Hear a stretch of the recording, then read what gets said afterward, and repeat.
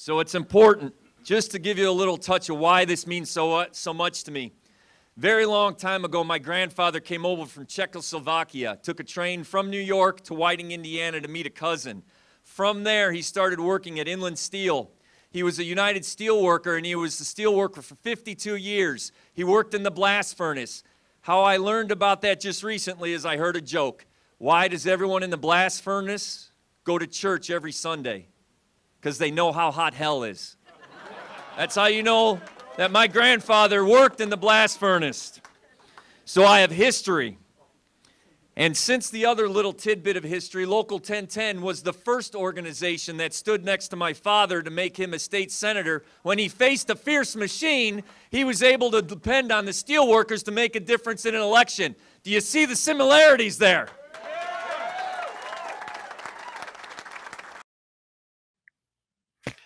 Good evening, Steelworkers, and welcome to the USW Livecast, a conversation with Frank Mrvan. Tonight's livecast is hosted by United Steelworkers District 7 Director Mike Millsap. I'm Jerome Davison. I'm a staff representative with the United Steelworkers District 7 office located here in Gary, Indiana. I will be your moderator. Tonight, Frank Mrvan will be answering questions from Steelworker members about our core issues. Let me quickly review our core issues, our Steelworker core issues. They are collective bargaining, safety and health, job security and trade, domestic economic issues, healthcare, and retirement security. But before we get to our members' questions, we will first be hearing from our District 7 Director and our host, as well as our good friend to all steelworkers across our international union and the labor movement, Congressman Pete Visclosky. First, let me introduce District 7 Director Mike Millsap. Director Millsap has been a United Steelworker for 46 years. He is currently serving in his second term as District 7 Director. He represents over 50,000 steelworkers in both Indiana and Illinois. Mike first joined the United Steelworkers Local 3069 in 1973 when he started working at Republic Steel in Gary, Indiana. As a local union leader, Mike has served 6 terms as a member of the Grievance Committee, 3 terms as the chairman of the Grievance Committee, and in 1991, he was elected president of Local 3069, re-elected in 1994, and in 1997. With his extensive leadership and experience in standing up for workers, Mike was appointed to international staff in 1997. In 2000, Mike was appointed sub-district director. Mike was elected District 7 Director in November of 2013 and re-elected in 2017. In addition to his leadership experience, Mike also serves on the Board of Trustees, the Republic Steel Voluntary Employee Beneficiary Association, which administers health benefits.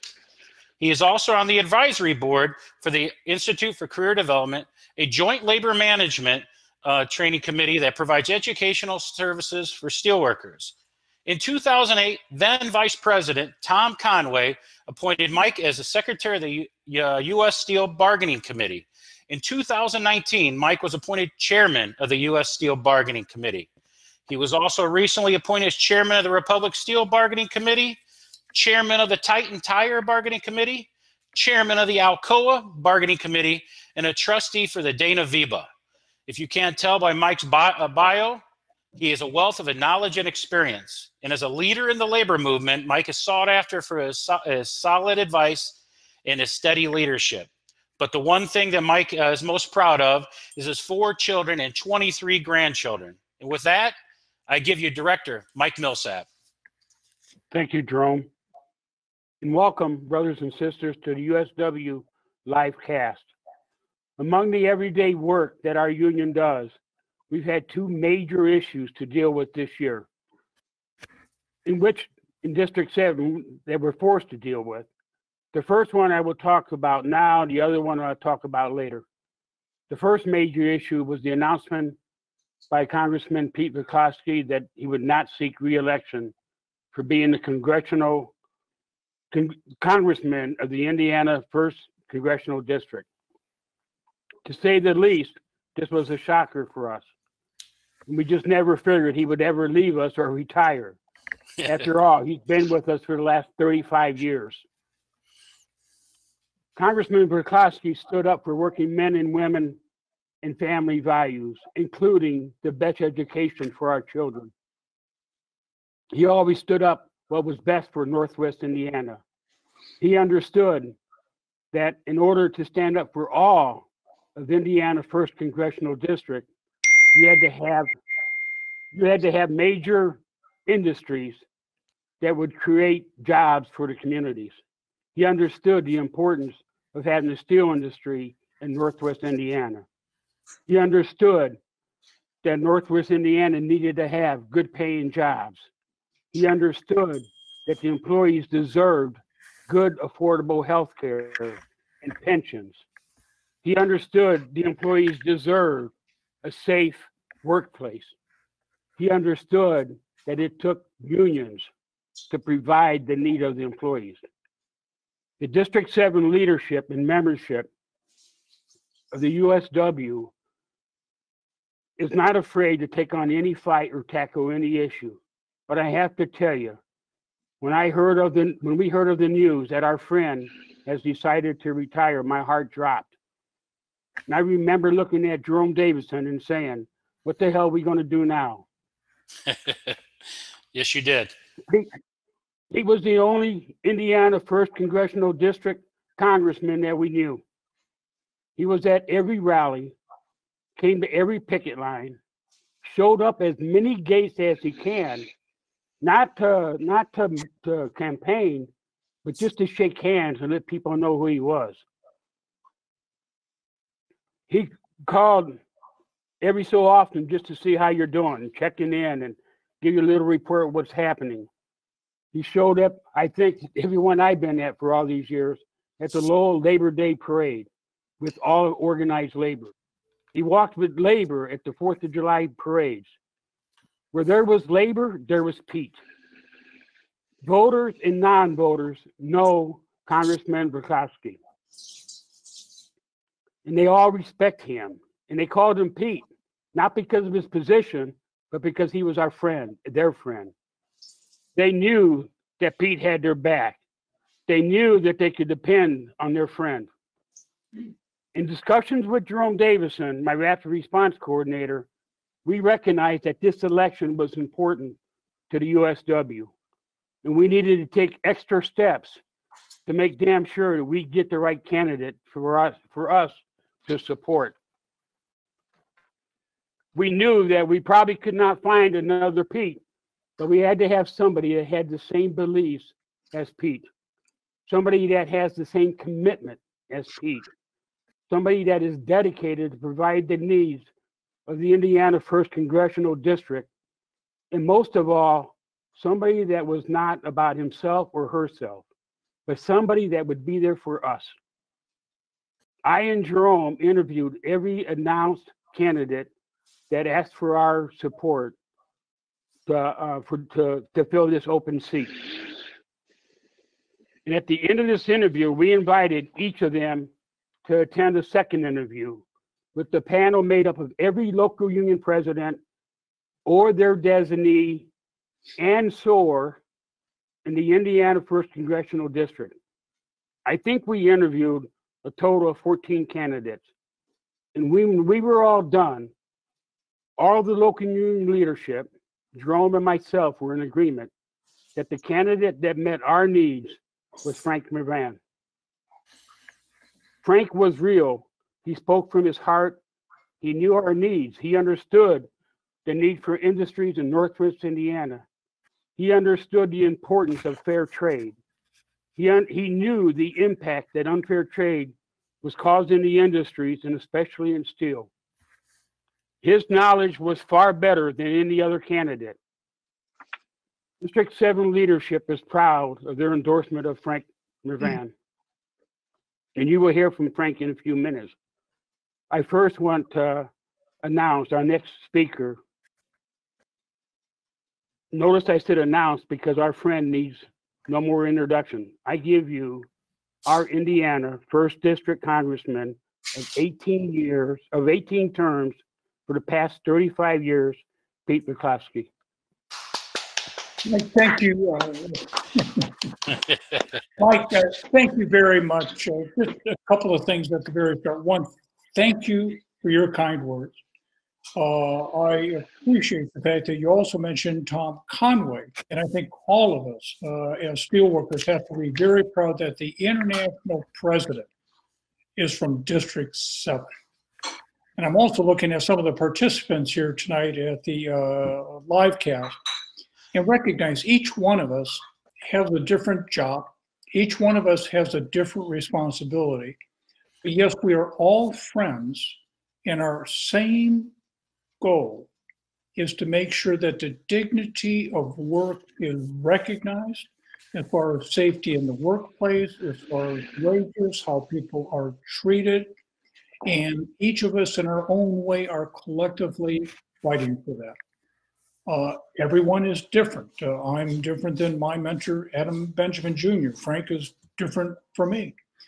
But the same attributes we all share is that absolute commitment to be of service to other people, not ourselves.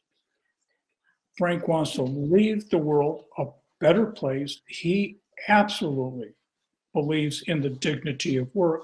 And from my perspective, having served in the Congress and public life for a long time, he has the perfect temperament for this job, because with all the heat and the anger and the rhetoric, as you know, Mike, how many negotiations have you participated in? At the end, you got to calm people down, figure out where that just middle ground is, and you bring people to that conclusion.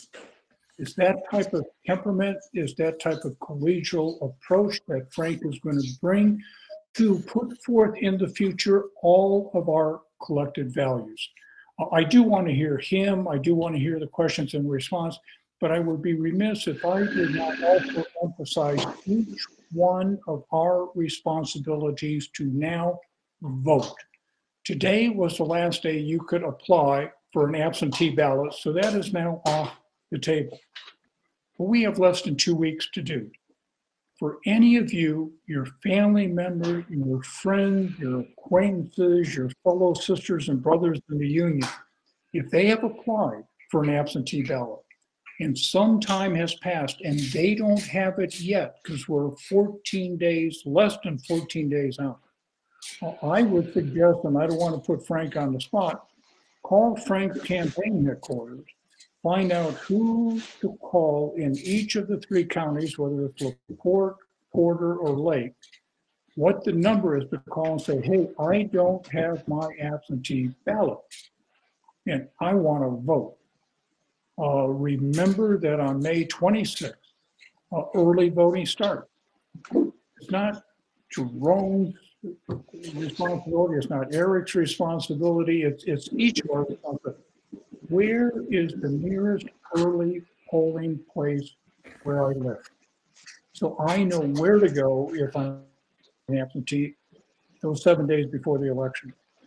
Barring that, make sure you know where your polling place is on election day and make sure you vote. My great concern is that given the pandemic that is taking place, we are going to have a low turnout. The advantage to Frank and to all of us and to our values is each one of our votes gets multiplied as long as we exercise it.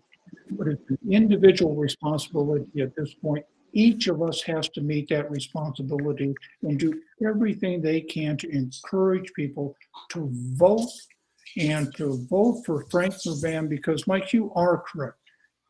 Besides your position in the district or the Gary Diocese and the member of Congress, there really is no other official, if you would, who spans this entire region who has that special responsibility to bring people together. You have a pandemic. Frank is working both on the healthcare as well as the economic recovery. But also we need somebody taking that long-term view as to where our economy and jobs are going to go. Where's the industry going to go? And again, Frank brings that to the table. So I am delighted to have joined the Steelworkers in their endorsement of Frank Mrvan. I'm proud to be here tonight, but again, I'm pleading with everyone in earshot. You have got to take that responsibility and get your vote cast no matter what. So again, thank you very much, and I'll turn it back over to Mike or Jerome. Go ahead, Director. As I told you earlier, the USW leadership in Indiana 1st Congressional District endorsed Frank Mrvan because we are sure that he will be able to carry on the work that the congressman has been doing for many years. I assure you that Frank understands that I, the leadership and the membership in USW District 7, does not want part-time friends, nor will we support part-time friends. And as long as we are friends, we will have Frank's back. Brothers and sisters, there is no doubt from your USW leadership that the candidate is Frank Mrvan, and I give you the next Indiana 1st District Congressional District, Congressman Frank Mrvan. Thank you very much, Director Millsap. Thank you all. I want to thank Director Millsap and Jerome Davidson for this opportunity and the International to be able to put this together, to be able to show my appreciation and talk about my platform and what's important to me. And most importantly, as we have done already, I want to thank Congressman Visclosky for 35 years handling a job of power with dignity and grace. Everywhere I have gone, from every small corner of this district, the very first question people asked was, where does Congressman Visclosky stand and who will he endorse? They too were shocked, and they too were remembering all the great things that he has done for us. And so I just want to take this moment and tell him that I'm grateful for his endorsement, and I'm going to work every single day and every single hour and every single minute to try and remotely hit the expectations that and the standards that he has set to represent labor. I find it extremely important for me to be able to explain myself and to introduce myself to people. For those who are just coming on and those who are just meeting me for the first time, because of this national pandemic and this national crisis, you know, as a candidate, I am at my strongest point when I'm able to meet people one-on-one, or I'm able to come to a crowd or a rally and be able to feel the crowd and learn from the emotions of what's going on. And right now I have to be able to bring my best approach towards this video screen. And what I want you to know is that this campaign is all about workers. This campaign is about this historical moment in our time where a national pandemic and a work stoppage is elevating and highlighting the importance of workers and essential workers. And as we go back and as a member of Congress, I want you to know that I am absolutely positively going to take that message back. But you need to know who I am. So I was born and raised in Hammond, Indiana. I am the son of Senator Frank Mrvan and Jean Mrvan. My dad is the longest serving state senators in the history of Indiana. And he did that because he is relatable to people and he has stayed connected. As a small child, he took me to the union halls, he took me to bingo halls, he took me to house parties, and I learned the value of being authentic and honest and being able to govern by having the ability to stand in front of people and tell them what you think, to be honest with them, and to be able to find collaboration for causes and advocate for that. And that is the formula for success. And my mom, you know, she's one of those people that has been supportive of my father. It was all hands on deck for my family. And it was something that I'm very proud of. You know, I graduated from Morton High School and I married my high school sweetheart, who is Jane Mrvan. She's a wonderful, wonderful individual, you know, a high level executive at Bristol Myers Squibb when it comes to the oncology side of things. And she's my partner in life. I have two daughters, Genevieve, 17, and I have Scarlett, who's 13, and I have a dog who is a golden doodle named Truman. And that is my family. And so ultimately, I want you to know that there's a human aspect to who I am. And when you define me, I want you to know that I have been a North Township trustee. And as a North Township trustee, I represent 180,000 men and women and families. from the communities of Hammond, Whiting, East Chicago, Highland, and Munster. And for 15 years, what I've done is stabilized people's homes when they faced financial crisis. If someone lost their job or if someone was incapable of working and they were going to lose their home or needed rent paid, they came to our office and we found a way to be able to support them. We found ways to be able to keep the power on, to be able to provide food, and to be able to make sure people had opportunities to be able to get back to work and to stabilize their home. So now you fast forward and there's this national pandemic, as in Congressman Visclosky mentioned. I've been on the secondary lines of trying to stabilize people's homes, to be able to secure unemployment, to be able to talk through people who are choosing or who are on furloughs, who have to have the education about the economic stimulus unemployment from the federal government of the $600, and be able to get people back on track. So, and also be able to have access to healthcare and mental health during this time. And so everything that I've done for 15 years is a training ground for what is going on in our point in history right now. And I think that that's vital. And so how does that relate to labor? That relates to labor because for every shutdown that was affected by NAFTA early on in my career, we helped people find jobs. For every job that was moved to Mexico or was eliminated because of downsizing, we helped people stabilize their homes and find opportunities. And we'll talk more about my relationship with 7-1 and the Steelworkers and 5133 and Sean Willis and how I earned my endorsement from the United Steelworkers. But what you need to know about me as a person is I am an empathetic listener. I'm an individual who takes action. And I believe I share, with great humility, I believe I share a quality of grace and strength that Congressman Visclosky has had in the ideal that when you bring people together and you're advocating for a worthy cause, there is no obstacle, there is no wall you won't run through, and there is no that you will overcome to be able to find your goal. And that's what I bring to the table, and that's, as a member of Congress, what I'm going to take to Washington, D.C., and for you to know that I will have your back, and I will be your friend, and that you will always be able to count on me. Well, thank you, Frank. That was fantastic. And I'm sure our listeners here, right here, our steelworkers who didn't have the opportunity to meet you because of the virus, whether it might have been at local union meetings or at rallies or at the plant gates. This is a great opportunity to get to hear from you. So thank you for that. And we're going to have some questions here in a few minutes for you. If you would, Scott, would you please play the video? We're here because the United Steelworkers decided to endorse Frank Mrvan, Trustee Mrvan, for the first congressional race of Indiana. Out of the candidate field, there was about 13 Democratic candidates, 6 Republican candidates. They all had to go through an interview process. In that interview, they went through different questionnaires about what would they do to help the United Steelworkers, the unions, the industry as a whole. As the Hammond Republican chairman, I also ran against Frank's father 2 years ago, and Frank's father has a long history in the Indiana State Senate. He was there since 1978, lost once. He has a reputation of voting for unions about 98 to 99% of the time. You know, there's always that one issue that may or not affect all that, but that's part of Frank's upbringing. You know, seeing his father in the state Senate and then him being the trustee for 12 years or so, maybe a little longer.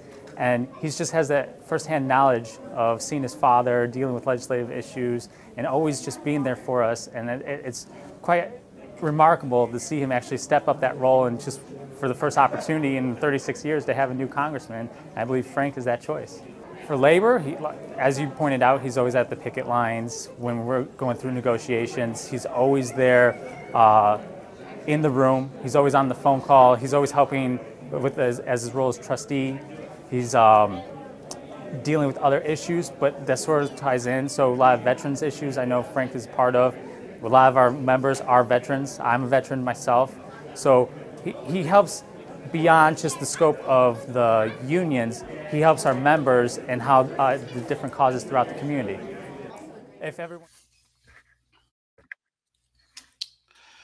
Hello, Steelworkers, and thank you for coming back here with us. We're going to start our question and answer period here in just a second. But first, I want to recognize our folks in Pittsburgh, the folks, the staff behind the scenes are making this all happen. And that's our new media director, Connie Mabin, and Scott Weaver, one of our technicians there, making this all happen there. And I just want to say thank you to them for making this all happen today. And with that, Connie, can you look, is there any questions off the live feed that we could go to first? Hi, good evening, Jerome, the director, Congressman, Frank, everyone. Thanks for joining us. And since you brought it up, Jerome, Team New Media, there's lots of folks on the team who are working hard tonight to make this happen. So thanks to all of them. We do have lots of questions coming in from the feed, lots of folks from Indiana watching tonight. And our first question is from Chris Cox, local 6787. He says steelworkers normally work under some extreme conditions anyway, but COVID-19 has made things even worse for a variety of reasons. Some employers are ignoring our safety and are not providing the personal protective equipment we need. As a member of Congress, what would you do to ensure safety of workers, and what would you do to bring back our jobs? So I thank you very much, Chris, and those are very current questions that are very important. And as a member of Congress, first and foremost, we have to identify and recognize that the COVID-19 epidemic is going to change the workforce and the workplace going forward. And it is a transformational situation and virus. So as a member of Congress, I absolutely know that we have to be able to hold employers to understand when they are essential workplaces and we have essential workers, that those essential workers are protected and that they are valued. And as we go forward, what I opened up with is that the value of workers, the pendulum is swinging, where we have learned that the steel industry is an essential workplace. And so we have to be able to pass legislation that sets standards such as OSHA can follow to make sure that we are working under conditions. I don't have any pie in the sky beliefs that I understand within the mills when you're on a maintenance crew that you have to work in proximity with each other, but we have to be able to make sure that our workers are protected with the proper PPE equipment, and making sure that where possibly necessary within the mills and within manufacturing, we're able to and have as standards and have as requirements from OSHA those protections to make our workforce protected. So if we're going to have essential workers and essential places of employment, we have to make sure that our employees are protected and that we have standards and legislations in place to be able to protect them. Then the second part of that question, Chris, is how are we going to get our manufacturing base and our steel industry back on track? And something that I believe is very important is an infrastructure bill. We have had that in place. What I mean by that is people have talked about it. We need to be able to put an infrastructure bill that focuses on American steel and has the American buy provision increased. So as we replace our crumbling infrastructure of our roads, our bridges, and here's something that's important, our dams. So in Michigan, the Edenville Dam broke. That is a crumbling infrastructure that has been identified as something that needed to be replaced. Now, I know I read on the website earlier that the president of the International mentioned that there are 700 jobs that are at Dow Chemical within that area that are no longer working because that dam broke. When we replace infrastructure and we use American steel and we use American workers to be able to replace that dam, then we're reinvesting in our American manufacturing and American steel. So if we want to be able to get our steel industry and manufacturing back on track, we have to invest in our infrastructure and use American products to do so. So as a member of Congress, that will be one of the first pieces of action that I make sure we focus on, and that we protect our steel industry and protect our manufacturing to ensure that we are buying American. And not to go off the rails, the other side of that is we talk about protective equipment that people need, masks, gowns, everything that the pandemic exposed were products that were brought in from other countries. Our manufacturing base has to bring those products back so that we are not only secure, but we have a supply chain that we no longer have to be at at the need of China or at the breaking point of other countries to be able to bring those products back to us. So it's a combination of all of those as a member of Congress, being able to recognize those are necessities to be able to get our economy back on track. And so you've got to be able to manage the health issue of the pandemic. You've got to be able to make sure our workers are working in safe conditions and not risking their lives. And then secondarily, you've got to make sure that we invest in our infrastructure, we use American steel, and we're not at the mercy of any other country when it comes to making sure we're protecting our workers, our healthcare workers, and our families and ourselves. And that's my plan as a member of Congress. Thank you, Frank, for that question. And thank you, Chris Cox, for submitting that question. Greatly appreciated. And Director Millsap, did you have something you were going to say? I do, Frank. I just want to piggyback on what you said, because the point about all respirators and masks and everything else that we had to be dependent to bring in from China and other countries, mainly China. When you talk about that they got to be built here in the United States, we got to keep in mind that we have facilities that are shut down that can be converted to make those, such as East Chicago 10, which is a very good plant building. The structure of it is good. So when we're making those type of fights, we got to invest in the that we can't. It's going to help save jobs and create jobs, especially here in Northwest Indiana. Thank you, Director. Sorry about that. Thank you, Director. And now to our next question. Our next question comes from Eric Schultz from Steelworkers Local 7-1. With that, Eric, go ahead. Eric, you got it. You can't hear you, Eric. You got it? There you go, buddy.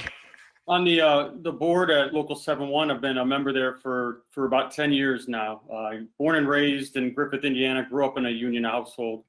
My father was a steel worker for 42 years. I walked Route 30 with him and his coworkers when they were on strike with NIPSCO. My father really instilled good union core values in me.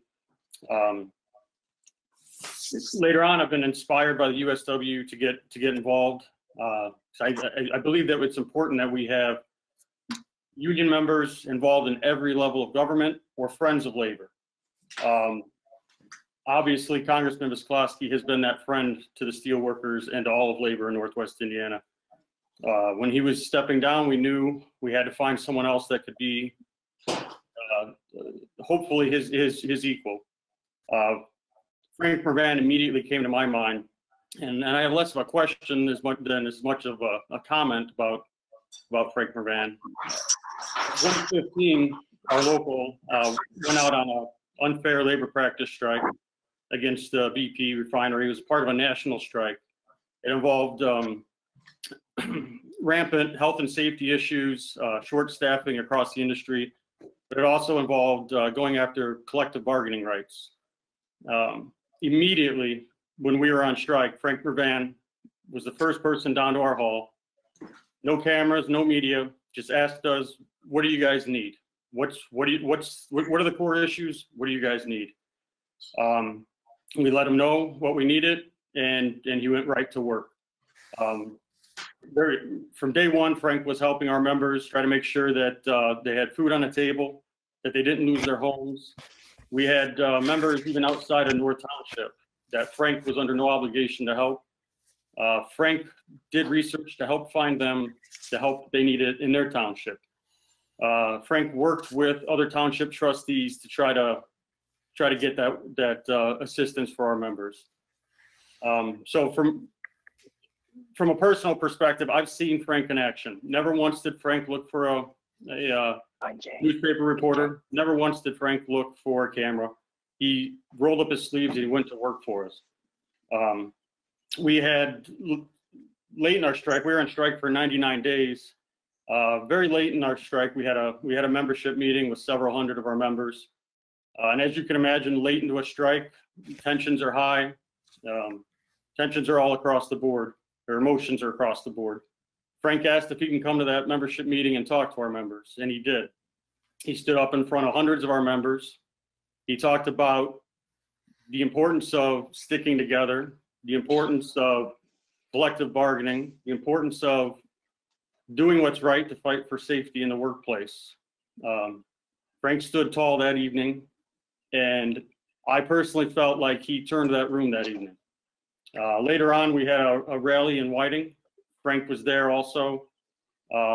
Again, Frank rallied the masses, in my opinion, and really breathed some life into our membership. So again, I don't have as much of a question for Frank as much of an endorsement, and it comes from my heart, and it comes from most of the members at USW Local 7-1. So Frank, thank you for everything you've done for us. Well, Eric, I thank you very much, and that is extremely moving and powerful to me. In my experience of being a trustee for the 15 years, the greatest learning experience I've had with the greatest reward was making sure that we helped the men and women of 7-1. And I kind of want to set the stage. You talked about your father and my father, who's always been someone who's supported labor. But what I want to emphasize is my grandfather came over from Czechoslovakia, moved into the harbor of East Chicago, and worked at Inland Steel for 54 years. Father appreciated the dignity of work, and that provided for him, and it instilled the dignity of work and to be able to be proud of being part of the United Steelworkers. So when BP and US 7-1, when 7-1 went on strike, I did that by instinct because I knew to be there for those men and women who were going to face uncertainty, financial uncertainty, that it was extremely important for them to have hope, for them to be able to understand that there are individuals and government entities that support union labor. And so what was at risk? What was at risk was the safety of the employees, because they were going to increase the number of contractors, if I remember correctly. And when you increase the number of contractors, there's less union trade and less union skilled and safety workers on site. And so you're absolutely right. When that strike broke after 65 days, 70 days, and I was, boots on the ground and there at the Union Hall, you can feel that tension. And what I mean by that is there were, I think, and this is crazy that I remember this, Dave Danko somewhat changed my life, and I'll tell you why. In that meeting that you mentioned, Eric, I think that there were 11 people that crossed the picket line in order to provide for their families out of the 1,500 men and women that you have. And the mentality of the hall was, what can we do to those members? And Dave Danko quietly, calmed as president, had the grace and strength and the mental capacity to say, that's not what's important. What they're trying to do is turn us against each other. And it was that moment I was inspired to understand what collective bargaining was all about. Collective bargaining isn't just two words you put together. It's when men and women sacrifice for each other for a greater cause, so that they have benefits when it comes to healthcare, or when their retirees have proper healthcare, or when you are fighting for a cost of living wage increase based on millions of dollars of profits that the corporations make. That collective bargaining profit changed my life, knowing that those experiences, when I go to Washington, D.C. as a member of Congress, will live with me forever. And that when people talk about right to work, one of my opponents, and I'm not going to spend any time on this other than this, one of my opponents is endorsed by the Chamber of Commerce, who has spent millions of dollars in the state of Indiana and across the nation to ensure we are right to work states and a right to work nation. I understand that the level of damage that does to a union, and the level of making the workers unsafe because it reduces or dilutes the workforce and their training in the plants and in the mills, in manufacturing, and at BP Amoco and at NIPSCO. So I understand what collective bargaining is all about. BP Amoco changed my life, and this isn't rehearsed. I want to close with this. I'm going to bring my wife on, and she's just standing here because this just happened. And I'm telling you, you have to understand this isn't rehearsed. And I'm going to do something silly. I'm in my earbuds, so don't say ooh, but that's the only way she's going to be able to hear. But just if you can tell them about when we were in Whiting last week, and this just happened last week. We were going door to door in Whiting. If you could. First of all, hello everyone. My name is Jane Mrvan, Frank's wife.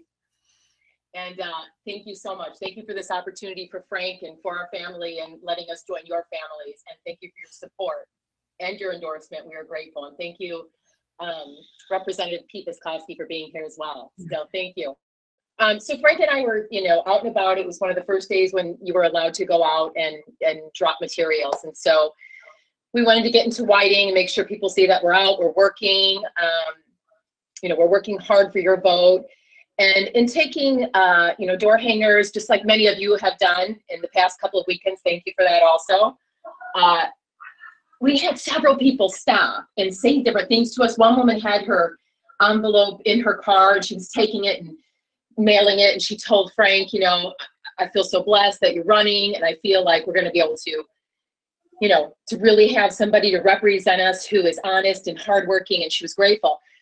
But when we were getting ready to get back into our car, a gentleman rode by on his bike and he had his 2 small children with him on their bikes as well. And he stopped us and he started talking to us and building rapport and realizing that you knew each other, right? Right, he recognized who we were. He recognized. And he just said, you know what, Frank, I know you're getting a lot of heat. I know there's a lot of, you're running in this contested race, but I want you to know one thing. And it really choked me up because I really said to myself when they said this, when he said this to Frank, like, Frank's just a good man. I always knew it. He has great character. And the character of a man is more important than anything.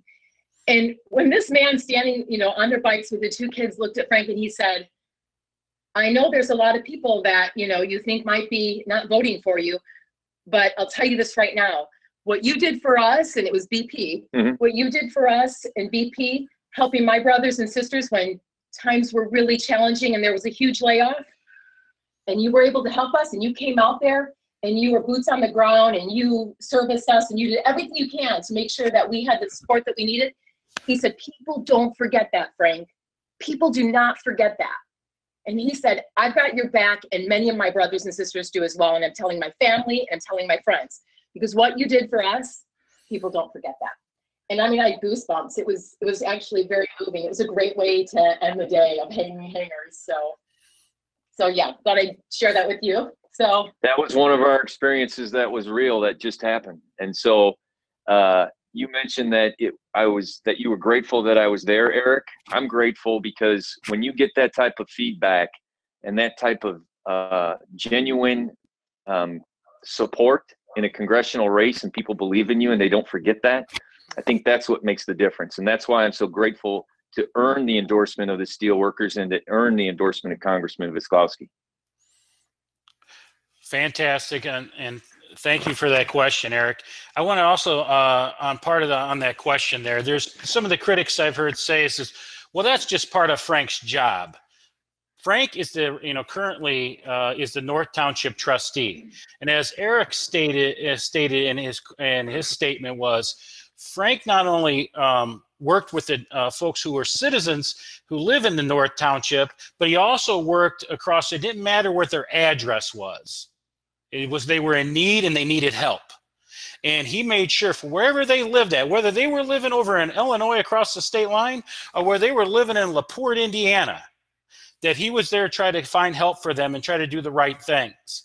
That's what service above self is. And that's why we have endorsed Frank Mrvan for Congress. So I want to thank you on that. And maybe you can also talk about at Local 5133 when we had a layoff there. Frank, can you talk a bit about that? I absolutely can. First and foremost, and I guess I'm getting the hang of this and I'm understanding, let no charge go unnoticed. I challenge anyone who knows their history. If the North Township Trustee's Office, before I took office, were doing the things that I've done. So it's not just my job. We've helped transform the level of professionalism and the level of assistance within the Township Trustee's Office to be able to expand our scope to service people in need. Secondly, 5133 taught me a very valuable lesson about trade. So in, I would say, September, October the tin market fell out from underneath. The global market was inundated with the tin products, and there was a layoff at U.S. Steel. It was 5133 in the tin mill, and I worked hand in hand with Sean Willis there was 185 men and women who were laid off, and we again went into action, and we put for the individuals who were there less than 2 years, who were losing their jobs, we helped them make sure that they had access to the Indiana HIP plan, which is a part of the Affordable Care Act in the state of Indiana, the Indiana HIP plan 2.0, and also Medicare and Medicaid for the children. And we made sure that they had access to that. And we also did a work to learn program that those individuals who were laid off, we either helped find them work throughout all of Northwest Indiana, or we helped them get back into some sort of trade school or schooling that would help provide a career for them going forward. And it's that type of lessons that I learned. So how did the tin mill fall out? Was because what we learned that there was dumping of tin, and there was also trade deals that were that weren't enforced, that allow the tin market and tariffs to be able to allow the tin market to fall out from underneath it. And so very often what we do is a market, gets glutted with illegal products or illegal dumping of a product, or a tariff doesn't work, and then people lose jobs. So what we have to understand, and what I'm going to continuously say, is on the very beginning of a trade deal, you are protecting someone's livelihood. You are protecting a family's livelihood at the end. And very often what we do is we respond when we have job loss, to be able then to go to the International Trade Commission and say this is unfair, and to be able to protect our manufacturing and steel and tin products, when in fact you've got to be able to do that up front, so we aren't chasing jobs after we lost them. And that's why trade deals are so important. And that's why, as a member of Congress, I'm going to focus on those, making sure we're protecting those jobs, so we don't have a byproduct at the end of a bad deal. And so ultimately, as a member of Congress, what I was able to do by assisting Sean Willis at 5133 was learn. I was able to learn that we have to have, as a member of Congress, someone who's doing everything they can, following in steps and making sure that you're testifying like Congressman Visclosky has done, to protect our industry and manufacturing base in America, so that we are producing jobs and protecting our jobs going forward. Thank you, Frank. And I seen Congressman Visclosky had a smile on his face, and I think he knows Frank hit it right on the head right there. We need trade agreements that work on the front end, not chasing jobs on the back end. Frank, that was a lesson well learned there, working with 5133, and that was a great answer. Frank, also, you hit on right to work for just a second. I want to make sure everyone understands. We fought against right to work here in the state of Indiana. Unfortunately, it was passed. In Congress, every year, every session, a national right to work bill is authored. Where do you stand on national right to work, Frank? I'm against national right to work. I actually believe that we have to change, I think it's Amendment 14B, to make sure that we change that and eliminate the right to work, and we strengthen our unions, and we try and enforce the PRO Act, and turn the Senate blue. And I don't want to get out of my scope of who I am, but let me just be very direct. I'm against right to work. As I mentioned, I believe that it dilutes the safety of our workforce, and it dilutes our economy when it comes to workers' ability to earn a fair wage. And so it's very simple for me. And I was there, not as a candidate, but as a believer, that right to work is not good. And when I mentioned early on that the Indiana Chamber of Commerce, I tell this story, and it's something I'll never forget. The right to work rally in Indianapolis, 15,000 men and women came out to protest against that. I had the ability, when they were doing passing it on the Senate floor, to be there with my father. And the president of the Indiana Chamber was also there, because, as you well know, the Chamber controls the agenda, and the Chamber was controlling the agenda within Indianapolis and the Republican Party, and it's a national movement to break the backs of the unions. And so the bill passed, and then there was a rally. and I was walking away from the rally, and his name is Mark Carruthers, and he had tears in his eyes because of the uncertainty of what was going to go on for his future and his family as he was walking away. I went to high school with him. We had an interaction. And I went back home and I really soaked that up. But then I was in Indianapolis following maybe 3 weeks later in empty halls. And the president of the chamber walked by and high-fived a lobbyist and said, now it was right to work. Before that, it was prevailing wage. And they high-fived each other on passing the bills. So let's just compare that. An individual who's uncertain about the future of his economic, what he's going to provide for his family, and an Indiana Chamber of Commerce president high-fiving someone thinking that the contractors or manufacturers and owners are going to make more money and profits. And that's the difference. And when you realize that, then as a member of Congress, I'm going to go there with passion and fight like hell against right to work. And that's why I mentioned my opponent in a Democratic primary is endorsed by the Chamber of Commerce, who absolutely, their #1 initiative is to pass right to work. It just doesn't work. So there are choices, and I'm the choice that's going to work to support and make sure that the unions are understood and labor is understood and workers are understood. Thank Jerome, you. if I could just interject for a moment, please. These are not abstract principles. There is right to work legislation pending in the United States Congress today. In January of next year, I am absolutely certain, to the bottom of my heart, there will be right to work legislation pending again, because as everyone on this cast understands, these people want to destroy organized labor and unions so they can pay a human being as little as possible for 1 hour's worth of work. These are not abstract principles. You don't want to ever have to be at a rally talking about trying to repeal national right to work. The only other thing I would say is don't miss what Frank also said about testifying before the International Trade Commission. It is one thing to oppose right to work. It is another thing to vote for a good labor bill. You got to stay on people every day. You have got to test on. You've got to let administrations of both parties know they have got to abide by the law and enforce it. So I appreciate the fact that Frank highlighted that, and I know he will be active in doing so. Thank you, Congressman. Great, appreciate that. Let's go on to our next question here. Our next question comes from ARVELLA Greenlaw, and she's there with her husband, Dion Greenlaw, and she's a member of Local 6787, so is Dion, and she's also the District 7 Women of Steel Coordinator. Go ahead, ARVELLA. Hi, yes, so ARVELLA Greenlaw, and yes, my husband here. So we both reside here in Porter County, and both of us work for Local 6787 out of Burns Harbor. Now, our question basically is on trade. Now, you've kind of really hit on it already and answered a lot of the information about the trade, but it's so important that I want to see if you can just expound a little bit more.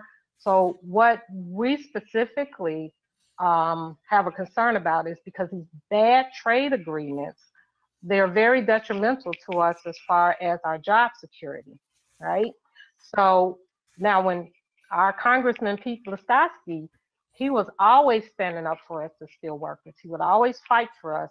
And anytime he had to go to Washington, we knew he'd be there for us and fight for what we needed. And he'd say no and vote no to these bad trade agreements every time. So specifically, if you can just expound a little bit more, that as steel workers, we will be able to count on you to make sure that you're voting no against these bad trade agreements, and then a little bit more about how you actually support Buy America. Well, first, thank you to ARVELLA, and thank you, Dion, for the question. So we did talk about the trade deals, and so let's talk about the one that's most currently on the table, which is the United States, and the USMCA trade agreement. And I bring that up because you had talked about Congressman Visclosky, and we have courage. He felt that didn't go far enough and didn't protect rights enough and protect our environment enough. And, you know, so what that does is that opens up the door to make sure that as a member of Congress, that I continually work to make sure that we're protecting the steel industry. So when you talk about Buy America, how do I personally buy American? So I have a Chevy Traverse. I have, you know, I try and do my best where we can. And so in a campaign, you sharpen your skills, Arvella. And let me tell you, don't think it went unnoticed. So me and Arvella met in Chesterton 2 weeks ago. So 2 weeks ago in Chesterton, I'm walking by and we had a brief conversation and I said, I just had to be at Target. And Arvella immediately went, Target? You can't go to Target. There's no American products there. And again, right. So don't think I didn't learn from that experience. And I'm glad that you weave that in because that's how the universe works. And I'm glad I remember things like that. So, you know, I'm going to be honest, for convenience, we go to Target. But now that you brought that up to me and I'm so conscious of what people are mentioning to me, I'm going to try and do my best to buy American and to participate and to have my children do that. So to weave out of that and to go back to the macro perspective of trade deals. Trade deals are essential. And I talked about the impact of real life and families that go on. So going forward, we've got to be able to protect our industry. So the other lesson that I learned was from Jerome and from Director Millsap. When I sat down with them, they talked about, for an example of wheels. You chase wheels around, wheels that are made from steel that are brought into our country by a foreign country. We find out that they are dumping them illegally into our country or into our market from the global market, let's say from China. And then we do take that to the International Trade Commission, and they're found guilty. So what they do is they pay the fines because it's cheaper to do that than to reinvent the product. So then what that same company does that more than likely is subsidized on either utilities or gasoline or rent, or the government's just giving them money, they put a tire on that wheel and then they ship it over. You've got to be able to identify those products. And as a member of Congress, you've got to be able to fight to trade deals that protect our markets. And I know I'm somewhat being redundant, but I get that. I get that more than most. And if you drill down on the other candidates, it's all about choices. I understand it through these experiences. So when we talk about Buy American, we also have to talk about big corporations that when we talk about an infrastructure bill, find it necessary when we're using American tax dollars to reinvest in our infrastructure that say we should bring in foreign steel. That's absurd to me. American tax dollars in the American industry and in Northwest Indiana, our driving economic engine has to be protected. And you have to have a candidate that takes his passion back to Washington, D.C. and just doesn't talk to talk or fight to fight, advocating for a cause. My strength has always been when you advocate for a cause and you communicate clearly with people, you bring them together, you find common ground, but there are some things you can't yield on. I will not yield on the fact when we are investing in our infrastructure that we use American steel to build our roads, bridges, and dams. And that's what I feel. And as a member of Congress, that's how I'm going to go forward. Jerome. Go ahead, Director. Frank, one of the pieces that's always missing, or for the most part, that is missing at the table when trade bills are being talked or discussed is labor. And so we need a commitment that you're going to try to make sure that labor is at that table when those talks are happening. And if not, then you're going to be our voice for us. Absolutely. Director Millsap, I commit to that. And when we had the phone call, when you first called me and said, we're friends now and we're going to be friends always, and then in your gentle but yet commanding way, said that as long as I don't turn my back on labor and the steelworkers, we'll be friends for a long time. And at that time, I committed to a partnership. And not only will I be there representing labor, but you and I will be working hand in hand to make sure that labor is represented, because by no means do I ever, with great humility, think that I know everything. And I will rely on hopefully being able to call Congressman Visclosky for advice, and also Director calling you to be able to tell you what is coming down the road, to be able to plan for it, and what the positions are that best protect the steel industry and advocate for workers. Thank you. Thank you, Frank. My part, you know, another part of in the history of Congressman Pete Visclosky has been a longtime leader in the House Steel Caucus. That's obviously a big concern for us, that we have someone out of the 1st Congressional District be a member of the House Steel Caucus. Do you plan on being on, and will you be a member of the House Steel Caucus? I do. That is, I mentioned that early on. I will be a member of the Steel Caucus, and one of the committees that I hope to be on as a member of the freshman member of the United States Congress is obviously labor and education. I believe 2 key components to the Northwest Indiana is obviously labor and also education and opportunity for what we have going on. So to answer your question directly, I will pursue and execute the ability to be a member of the Steel Caucus and to be able to articulate our narrative and be able to work in partnership with Director Millsap and the USW to be able to find ways to advocate for steel and the iron in the Steel Caucus. Thank you, Frank. And with that, Connie, do we have a question coming off the live feed? We have lots of questions. I want to make sure we get to as many of them as we can. Just let everyone know on the feed, we have lots of questions coming in. If we don't get to it, don't worry. We'll get the question to Frank, and I'm sure there'll be a way we can get you an answer back, even after the live feed. But I'm going to wrap some of these questions together because they're very similar. You mentioned being a voice for labor in Congress. So we have John D. Williams, Scott Marshall, and Sean Stosey's asking similar questions, asking about the need for a labor caucus and wanting to know what you will do specifically when you get to Congress to champion our causes and help unions be able to grow. Along those lines, making it easier for unions to organize by repealing the Taft-Hartley Act. And Sean is asking about the PRO Act and wanting to know where you stand on that, if you can give a little more details about that. Sure. So all those questions have to do a lot with, well, what are we going to do in the future about the, as I mentioned, the emphasis of working men and women being highlighted as essential workers and being able to capitalize on that. So the PRO Act is the first step to be able to accomplish that. It's the first sweeping piece of legislation that protects collective bargaining and expands the rights for unions to be able to organize. It actually penalizes corporations from de-emphasizing or penalizing people who want to be able to unionize. And the PRO Act is something obviously that we are going to support, and that's something as a member of Congress I am going to make sure that comes to fruition and keep pushing that. The other aspect is a labor caucus. I am all about making sure that we're able to bring groups together that advocate for labor, and for me to be a part of that.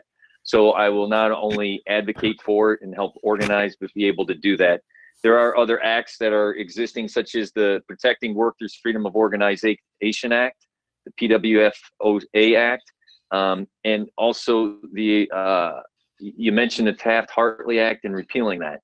And that is something that obviously falls into being able to advocate for workers, and that's something I commit to. Great, thank you. One more question from the feed. We have lots of young union members in District 7, and Ryan Andreas is one of what we call our next gen members. And he wants to know, he says, as young union members, we have a very hard fight keeping unions in our country. What are your ideas for us young members to keep our members safe with all that is going on, and especially about pensions, so that we can have a retirement for us and our families? Sure.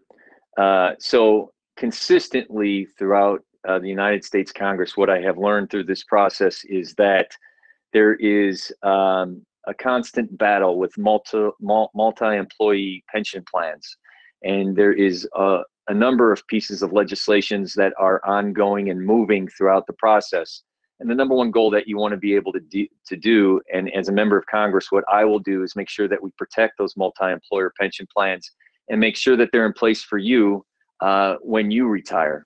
And there are acts, I know Senator Grassley had one that took it, on one hand, they were trying to save some pension plans that were in distress, but on the other hand, they were taxing it 3 to 4 times the amount that would have broken or made solvent plans less solvent, and would have charged the unions more money to be able to operate them. And you've also got to be able to protect the PCBG program to be able to make sure that the pension's going forward. And as a young steel worker, we have to make sure that we are working hard, and that and what I mean by that is that we invest in the infrastructure, we get the manufacturing base. But as a Gen Xer or a young union worker, we have to be able to make sure we're protecting your pension plan by making sure that those multi-employer plans are protected going forward. Lots of acronyms. Right? Yeah, Tough to say that 10 times fast. I just want to say that. Very tough. That PBGC, you know, believe me, I've said a few times. We're we're full of acronyms, man. Yeah. I'm human. No problem. Let's go to our next question, and our next question comes from Eddie Gonzalez. Eddie Gonzalez is a SOAR member, and he's a retiree from local 1011. With that, Eddie Gonzalez. Hello, Frank. Good evening to everybody. My name's Eddie Gonzalez. I've put in 40 plus years in the steel industry, and I recently retired. I'm a member of SOAR 31-5 out of 1011. And my question is, the steelworkers have forgone pay raises for many years to have good health care. And we don't want to give up that health care. Where do you stand on the whole health care issue? And lastly, my family and I live off my steelworker pension, Social Security, and my savings. What will you do to ensure that the steelworkers have a secure retirement? Absolutely. Thank you, Eddie. First and foremost, when it comes to SOAR, I cut my teeth with SOAR probably 10 to 12 years ago with Mr. Lopez and Mr. Lutz, when they would have events and they would have me bring door prizes and be able to be at those meetings, and was able to learn the cause of SOAR. So the retirees do have a legitimate concern. So I get and understand. I'm going to go back to, I'm going to say the late 90s, when there was late 90s, early 2000s at ArcelorMittal, when there was a walkout and a rally where we walked around the East Chicago Harbor area. And I remember specifically one of the negotiations on the table was cut to health insurance plans for the retirees. And ultimately, I understand that through negotiation over the years, there are health insurance plans that you have protected. The steelworkers, if you go anywhere in the nation, your child is protected, and the Blue Cross Blue Shield is something worth fighting for. And so your plan should stay with you. So my healthcare position has always been, as a member of Congress, that you provide a public option for people to buy into, to be able to enhance the ability to people to have access to healthcare. But for those who have fought and given up their healthcare plan, I will not allow that to be taken away, because I realize you have forfeited or foregone pay raises for that healthcare plan. And so that is a very strict place of where I stand. I will not allow individuals and unions who collectively have bargained and given up increases in salary to be able to have a healthcare plan to be replaced with something that isn't equal to what they have. And then secondarily, to be able to protect your Social Security and pension plans, it goes back to be able to protect multi-employer pension plans. And also, as we talked about, Social Security in 2034 is looking to be insolvent. So you've got to be able to create incentives and also funding to be able to make sure that we're protecting your Social Security and making sure that what you put into it, you are getting out of it. And ultimately, we will be discussing, and I have, am still formulating my plans and how we're able to shore that up and making sure that going forward, Social Security is protected and your pension plans are protected. Thank you, Frank. Eddie, as a future retiree, I just want to say you have held up a lot better than I have. Congratulations. Thank you, Congressman. We're going to be wrapping up here shortly, but I have a few things. One, I want to talk to you about early voting. As you know, we had talked about in the beginning, we had where you could apply for an absentee ballot application. They had to be in by today to get and to vote by mail. But Early voting walk-in voting starts on May 26th and through June 1st. In many of the plants, you probably see a flyer. It looks something like this. And we're going to have that posted. It should be out in your plant. If you would, in your live feed, if you haven't seen that in your plant, let me know. Put that in the live feed, and I'll work to make sure that flyer gets to your location. There are several locations across Lake County, Porter County, and LaPorte County where you can go vote. I would tell you to vote early because, as you may have seen, and any of you have witnessed, the election day in Ohio and in Wisconsin was terrible. It was terrible. And you want to make sure you have the ability to vote. You also remember to make sure you bring your photo ID. And I assure you, if you've never voted early before, once you go do it one time, you'll never go to and do vote on election day. You'll always go in and vote early because there's usually no wait in line and no wait in line. You can come and go quickly, vote and go and end up going to work. And lastly, I would say this, and this is another reason I would tell you you want to vote now. Because I know this because I'm a steelworker for 26 years, and I understand this. If you're offered overtime that day, and say you're on day turns, and they offer you overtime, let's be quite honest. They offer you overtime to work a 3 to 11, or you can go vote. Let's face it, nine times out of 10, you're probably going to take the overtime, okay? But we need you to go vote. So, men, you can take that, you can work that overtime if you would decide so, but yet you've made sure you got your vote in. And that's just a reality of the world we live in. Director Millsap, did you have something there? Well, yeah, you ready to close up, Jerome? Yes, sir. Okay. So as we're closing this up, let me first say to our Congressman Pete, you will always be our friend and a member of the USW District 7 family, no matter where you're at or what you're doing. Thank you for what you have done for us in your 35 years of service.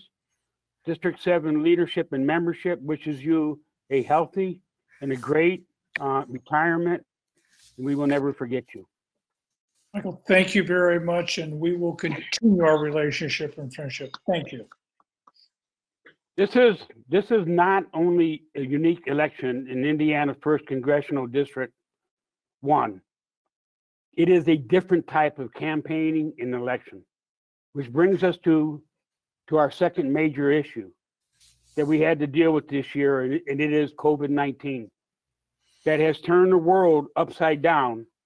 It has changed just about everything we do in life, including how we campaign and elect our candidates for public office. Holding events can't be done. Door knocking and talking to our members one-on-one can't be done, which is why we are doing this USW live cast for Frank Mrvan. I mailed to each registered member and family household the ballot application to your homes to help you and your family vote in this election. And a lot of us have taken advantage of it. Brothers and sisters, I need you to reach down and find a little more to give us between now and June 2nd. Now we must push to get all our members, their families, their friends, and their neighbors to early vote. As Jerome was talking about, this starts May 26th and ends June 1st. If they don't vote then we got to push them to go vote on June 2nd. We have to work our asses off to make sure that the next person that fills the 1st Indiana Congressional District seat is someone that will always have the back of organized labor, not part-time as some of the candidates will do and have done. We need somebody in this seat that wants our friendship all the time, not just when he or she needs us. We need to go out now and work hard to get Frank Mrvan elected. Thank you. And let me, before Frank closes here, let me say one last thing to the folks out here viewing. Brothers and sisters, campaigns are to be a successful campaign, you're always needing volunteers. Brothers and sisters, if you would like to volunteer, I believe there's going to be something rolling at the bottom of the screen. And if you'd like to contact us and would like to volunteer in this election here, we would love to have you. This is about solidarity of all steelworkers coming together, active retirees and family members coming together for Frank Mrvan. And thank you, Director, for those great words. And with that, Frank, you're up, buddy. Well, I want to close by absolutely positively mentioning my gratitude for this opportunity to be able to talk to and be able to get to know me and to be able to have the endorsement of Congressman Visclosky is a great sense of pride. He's been a mentor. He's carried himself with dignity and grace, and he's accomplished more things for Northwest Indiana than I can even mention. And I am very proud of that. And secondly, I want to be able to talk about the gratitude that I have for the Steelworkers and the United Steelworkers and Director Millsap for the endorsement and our partnership going forward. Here's what you need to know. I have no greater sense of pride than to be able to be endorsed by the United Steelworkers. And I say that because I mentioned my grandfather, I mentioned my dad growing up in the harbor. The steel industry is the lifeblood of Northwest Indiana. And from the very beginning, I've created a bond with individuals, and it means something to me. And I'm going to take that to Washington, D.C. and make sure that we fight against right to work, that we fight for a healthcare program that uplifts everyone else in the nation's healthcare to be at the level of what we have as steelworkers, but yet still protect your steelworker insurance because you've given up for that. I'm going to work hard to make sure that we have trade deals that advocates and advances our ability to grow our industry. And given a level playing field, I know that the United States steelworker will produce the most effective, efficient steel on the planet Earth, and it's a matter of national security. So here's what you need to know. I need you to leave here knowing that I will be your partner.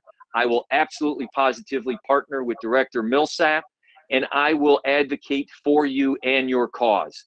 And what you need to know, and what you have to leave here with, is I need your help. I need your help to go vote. I need you to help to tell a neighbor, to tell your family members that if you do not vote absentee, like Jerome said, then you have to be able to vote and bring people out for early voting. You can call our headquarters at 219-736-2100 for any assistance. But this is what you need to know. We have created a partnership where I know what my mission is.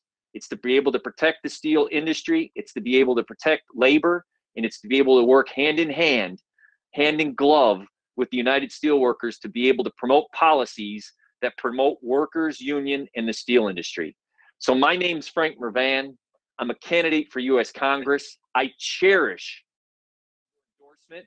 I will not let you down, but I need your help and I need your assistance to go out and vote and make sure that I, as your candidate, Frank Mrvan, am victorious on June 2nd to be your next member of Congress and to advocate for your causes.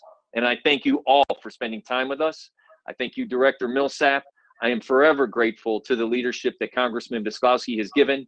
And I am essential. I want to thank each and every one of the workers that have gone to work every single day to be able to produce and keep their industry going in these great times of crisis. To you, I tip my hat. And I will always remember that as a member of Congress as we face this new age of an epidemic, making sure that you are protected and making sure that we have requirements that protect you and your family. I thank you very much. God bless all of you. And I thank you for this time. Hey, thank you, Frank. And I'd like to thank all the United Steelworkers and all the United Steelworker families being here with us tonight. I leave you with this: solidarity, strength, and unity. Thank you and have a good night.